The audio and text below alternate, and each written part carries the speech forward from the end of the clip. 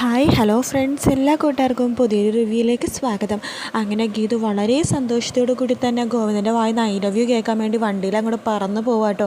അപ്പോൾ ഗോവിന്ദ് ഗീതുവിനെയും കാത്ത് വഴിയരികിൽ നിൽക്കുന്നുണ്ട്. ഗീതു ഭയങ്കര സന്തോഷത്തിലാണ് വരുന്നത്. ഗോവിന്ദനും ഗീതുവിനെ കാണുമ്പോൾ വളരെ സന്തോഷമാണ്. അങ്ങനെ ഗീതു വരുന്നുണ്ട്. കണ്ണേട്ട വന്നിട്ട് കുറേ നേരമായോ? കണ്ണേട്ടനെ എന്താ പറയാനുണ്ടെന്ന് പറഞ്ഞത് എന്ന് പറഞ്ഞില്ലല്ലോ എന്ന് പറയുമ്പോൾ ഗീതു അത് ഞാൻ ഇതുവരെ ഒരു പെണ്ണുങ്ങളുടെ അടുത്ത് ഞാനിങ്ങനെ പറഞ്ഞിട്ടില്ല എന്ന് പറയുമ്പോൾ ഗീതു കുറച്ച് നാണത്തോടു കൂടി പറയുന്നുണ്ട്. അതിനെന്താ കണ്ണേട്ട, കണ്ണേട്ടനെ എൻ്റെ അടുത്ത് എന്തും പറയാലോ എന്ന് പറയുമ്പോൾ താനത് എങ്ങനെ എടുക്കുമെന്ന് എനിക്കറിയില്ല, പക്ഷേ പോസിറ്റീവായിരിക്കും നെഗറ്റീവായിരിക്കും മറുപടി എന്ന് എനിക്കറിയാണ്ട് ഒരു ചമ്മൽ. ചമ്മൻ്റെ ആവശ്യമൊന്നുമില്ല കണ്ണേട്ടൻ എന്ത് പറഞ്ഞാലും ഞാനത് പോസിറ്റീവായിട്ട് എടുക്കുകയുള്ളൂ എന്നൊക്കെ ഗീത പറയുവാണ്. അത് പറഞ്ഞോളൂ, അത് വേറൊന്നുമല്ല, നമ്മൾ ജീവിതത്തിൽ കോൺട്രാക്ട് ഭാര്യയും ഭർത്താവുമാണ്. നമ്മൾ ഒരുപാട് സ്നേഹം അഭിനയിച്ചിട്ടൊക്കെ ഉണ്ട്. ഇനി അങ്ങോട്ട് നമുക്ക് ഒരുമിച്ച് സ്നേഹിച്ച് ഭാര്യ ഭർത്താക്കന്മാരായിട്ട് ജീവിച്ചൂടെ എന്ന് ചോദിക്കുമ്പോൾ ഗീതു ആകെ നെട്ടുവാട്ടോ. കണ്ണേട്ടൻ ഇങ്ങനെ പറയണമെന്ന് ആഗ്രഹിച്ചാൽ ഞാൻ വന്നത്. എനിക്ക് 100 വട്ടം സമ്മതമാണ് കണ്ണേട്ടാന്ന് പറഞ്ഞ് ചിരിച്ച് പറയുവാണ്. എന്ത് സമ്മതമാണെന്ന് ഗോവിന്ദ് ചോദിക്കുമ്പോൾ അതല്ല കണ്ണേട്ടനിപ്പോൾ എന്നോട് എന്ത് ചോദിച്ചില്ലേ?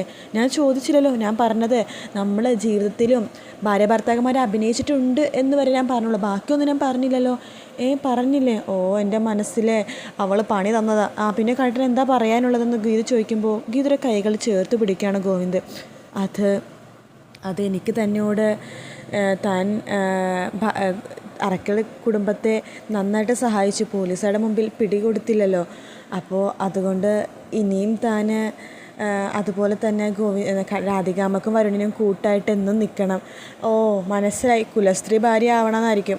ശരി, ആയിക്കോളാം. അത് താൻ 2 അർത്ഥം വെച്ച് പറഞ്ഞതാണോ? അല്ല എന്ന് പറയുമ്പോൾ ശരി, ഞാൻ ഓഫീസിലേക്ക് പോകുക, താൻ അങ്ങോട്ട് വരണേ. ശരി, കാറിൽ വരുന്നില്ല, ഞാൻ വണ്ടിക്ക് വന്നോളാം എന്ന് ഗീതു പറയാണ്. ഗീതുക്ക് അങ്ങോട്ട് ദേഷ്യം വരുക കേട്ടോ.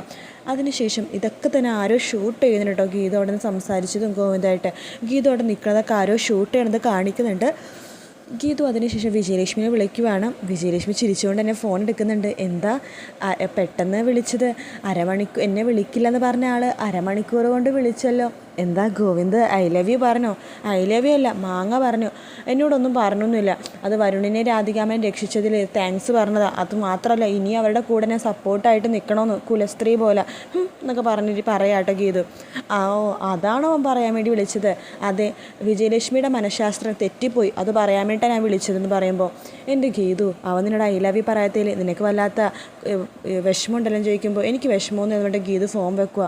അതിനുശേഷം പ്രിയനെയാണ് കാണിക്കുന്നത്. പ്രിയ നമ്മുടെ വിലാസിനും ഭദ്രനും ഓരോരോ പണി കൊടുത്തോണ്ടിരിക്കുകയാണ്. പ്രിയ മനസ്സിൽ വിചാരിക്കുന്നുണ്ട്, ഇവരെന്ന് സാധാരണക്കാരെ പോലെ ജീവിക്കണം, അന്ന് ഞാൻ ഇവരുടെ കഷ്ടപ്പാട് മാറ്റുള്ളൂ എന്ന് മനസ്സിലിങ്ങനെ വിചാരിക്കുന്നുണ്ട്. അതിനുശേഷം നമ്മുടെ പ്രിയ വരുന്നുണ്ട്. അച്ഛനമ്മയെ റെസ്റ്റ് ചെയ്ത് മടുത്തോ എന്ന് ചോദിക്കുമ്പോൾ ഭദ്രൻ പറഞ്ഞിട്ട് റെസ്റ്റ് ചെയ്ത് മടുത്തോന്നോ, ഞങ്ങളിപ്പോൾ റെസ്റ്റ് ചെയ്യാൻ ഇരുന്നേ ഉള്ളൂ. അതെ, അച്ഛൻ പറഞ്ഞില്ലേ തെങ്ങിൽ തേങ്ങ ഇടാൻ വേണ്ടി ജോലിക്കാരൊന്നും കിട്ടുന്നില്ലെന്ന്. അതേ മോളെ, ഇപ്പോൾ ജോലിക്കാരൊന്നും കിട്ടുന്നില്ല, തെങ്ങ് കയറ്റക്കാർക്ക് ഭയങ്കര ഡിമാൻഡാണ്. അതെനിക്ക് മനസ്സിലായച്ചാ, അതുകൊണ്ട് ഞാനൊരു യന്ത്രം വാങ്ങിച്ചു, തെങ്ങ് കയറുന്ന യന്ത്രം. അത് കൊള്ളാലോ. അതെ, അതിലപ്പോൾ ആരും നിന്ന് തെങ്ങ് കയറണ്ടേ? അച്ഛൻ നിന്ന് തെങ്ങ് കയറണമെന്ന് പറഞ്ഞിട്ട് പ്രിയ അങ്ങോട്ട് പോവാണ്. അതിനുശേഷം നമ്മുടെ വിലാസിനെയും ഭദ്രനും കൂടി ഗീതുവിനെ വിളിക്കുകയാണ്. മോളെ ഇവിടെ ഭയങ്കര കഷ്ടപ്പാടാണ്, നീ കുറച്ച് പൈസ ഞങ്ങൾക്ക് താടിയെന്ന് പറയുമ്പോൾ അത് കൊള്ളാലോ, രാധികാമ്മനെ പറ്റിച്ച ഒരു 50 ലക്ഷം രൂപ അച്ഛനും അമ്മയൊക്കെ തട്ടിയെടുത്തില്ലേ, അപ്പോൾ ആ പൈസയൊക്കെ ഇത്ര പെട്ടെന്ന് തീർന്നത് ഗീത ചോദിക്കുമ്പോൾ എടി അത് നീ പറഞ്ഞിട്ട് ഞാൻ അനാഥാലയത്തിൽ കൊടുത്തു പത്മശ്രീക്ക് വേണ്ടിയിട്ട് എന്ന് നമ്മുടെ ഭദ്രൻ പറയുമ്പോൾ ഞാൻ പറഞ്ഞിട്ടോ എന്ന് ഗീത ചോദിക്കുകയാണ്. അതേടി, നീ സ്വപ്നത്തിൽ വന്ന് പറഞ്ഞു, അതും കേട്ടിട്ട് ഞാൻ അനാഥാലയത്തിന് കൊടുത്തു മോളെ പൈസ എന്ന് പറയുമ്പോൾ ഗീതു ആകെ നെട്ടു കേട്ടോ. ഗീതുക്ക് ചിരിയും വരുന്നുണ്ട്. അതുകൊണ്ട് നീ ഞങ്ങൾ രണ്ടുപേരും AGM-ൽ എന്തിനും സ്റ്റാഫാക്കി നിയമക്കിടി, എന്നിട്ട് വേണം AGM കുളം തോണ്ടാൻ അല്ലേ ഞാൻ ചോദിക്കുമ്പോൾ ഇല്ലടി മോളെ, ഞങ്ങൾ കുളം തോണ്ടില്ല. എടി പ്ലീസ്, ഞങ്ങളുടെ കയ്യിൽ പൈസ ഒന്നുമില്ലടി, വരുമാനം വേണം, അതുകൊണ്ടാണ്. ശരി, ഞാൻ എന്തെങ്കിലും ചെയ്യാൻ പറ്റുമോ നോക്കട്ടെ.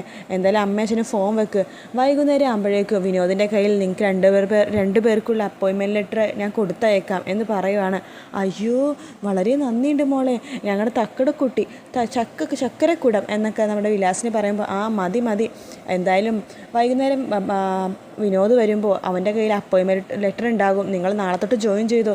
ഞങ്ങൾ ഇന്ന് തൊട്ട് ജോയിൻ ചെയ്യാടി, വേണ്ട നാളെ ജോയിൻ ചെയ്താൽ മതി എന്ന് ഗീതു പറയാണ്. അത് കേൾക്കുന്ന ഭദ്രന് വിലാസിനിക്ക് ഭയങ്കര സന്തോഷമാവാം കേട്ടോ.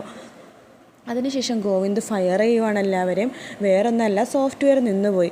ഗോവിന്ദ് പറയുന്നുണ്ട്, ഇതാദ്യമായിട്ടാണ് ഇങ്ങനെ സംഭവിക്കുന്നത്, സോഫ്റ്റ്വെയർ നിന്നുപോയി എന്നിങ്ങനെ പറയുമ്പോഴേക്കും പുതിയ ടീമിന് ഒന്നും പറയാനില്ലേ എന്ന് ചോദിക്കുകയാണ്. ആ സമയത്ത് ഗീതു പറയുന്നുണ്ട്, എന്താ വർണ്ണിക സോഫ്റ്റ്വെയർ നിന്നുപോയത്, നിങ്ങൾക്ക് ഇതിനെക്കുറിച്ചൊന്നും പറയാനില്ലേ എന്ന് ചോദിക്കുമ്പോൾ വരുണും അതുപോലെ തന്നെ അപ്പം തന്നെ നമ്മുടെ സുവർണയും പറയുന്നുണ്ട്, പുതിയ ടീം വന്നപ്പോൾ അവർ മനഃപൂർവ്വം അത് കേടാക്കിയോണെന്ന് എനിക്ക് സംശയമുണ്ട്, പഴയ ടീമിനെ അടിച്ചമർത്താൻ വേണ്ടിയിട്ട്, ആ പുതിയ ടീമിൻ്റെ സോഫ്റ്റ്വെയർ നല്ലതെന്ന് പറയാൻ വേണ്ടിയിട്ട് എന്നൊക്കെ പറയാം കേട്ടോ.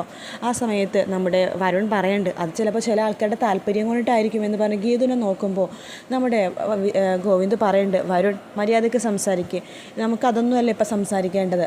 അതായത് നമ്മുടെ കമ്പനിയിൽ സോഫ്റ്റ്വെയർ ഇപ്പം നിന്ന് കിടക്കുകയാണ്, അക്കൗണ്ട്സും കാര്യങ്ങളൊക്കെ അവതാളത്തിലാവുകയാണ് എന്ന് പറയുമ്പോൾ ഗീതു ചോദിക്കുന്നുണ്ട്, കിഷോറിന് പുതിയ സോഫ്റ്റ്വെയർ എപ്പോൾ ഉണ്ടാക്കി തരാൻ പറ്റും എന്ന് ചോദിക്കുമ്പോൾ കിഷോർ പറയുന്നുണ്ട്, അത് 1 മാസം.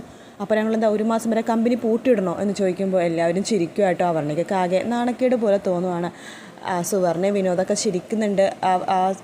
കിഷോർ 1 മാസം സമയം എടുക്കുമെന്ന് പറഞ്ഞപ്പോൾ ഗോവിന്ദനും ചിരി വരുന്നുണ്ട്. അവർണികൾക്കാണെങ്കിൽ എന്ത് ചെയ്യണമെന്ന് അറിയില്ല. കിഷോറിൻ്റെ മറുപടി കേട്ടിട്ട് ആ ഒരു ഭാഗത്തോട് കൂടിയിട്ടാണ് എപ്പിസോഡ്. വീഡിയോ ഇഷ്ടപ്പെട്ടെങ്കിൽ ലൈക്ക് ചെയ്യുക, സബ്സ്ക്രൈബ് ചെയ്യുക, കമൻറ്റ് ചെയ്യുക. മറ്റൊരു വീഡിയോ ആയിട്ട് വീണ്ടും കാണാം. Take care, bye bye.